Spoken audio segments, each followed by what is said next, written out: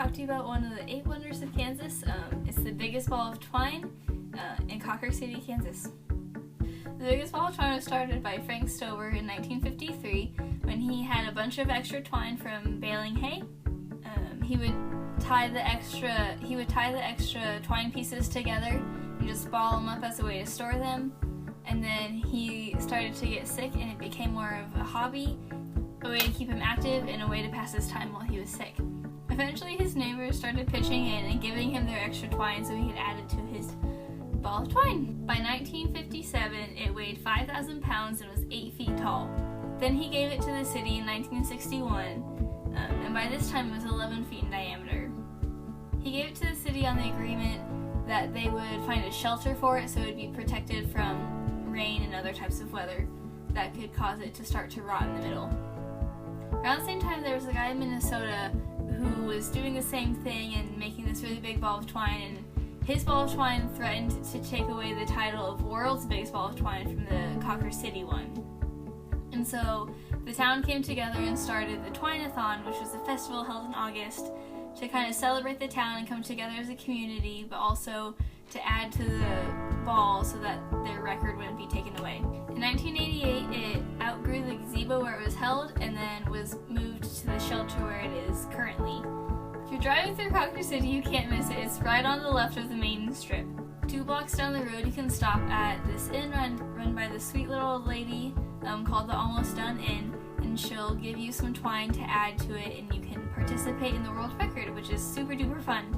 Also at the inn, you can buy souvenirs like this fun shirt that I'm wearing, or just other like little knickknacks like clay pots that she made them all by hand, and so just a way to remember that you participated in a world record.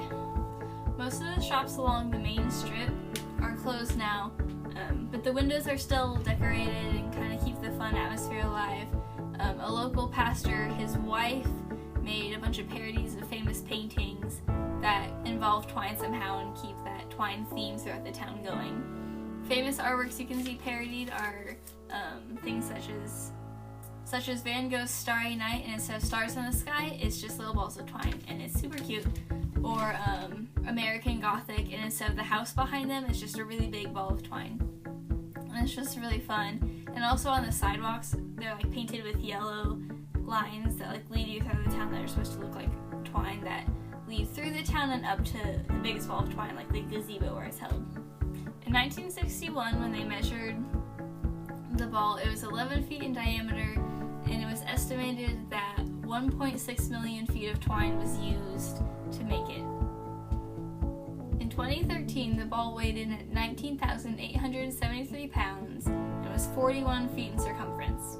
I've known about the biggest ball of twine for 7 or 8 years now, since about sophomore year in high school, and I always just kind of wanted to go. I thought it would be something fun to do with friends and just road trip up there and see it.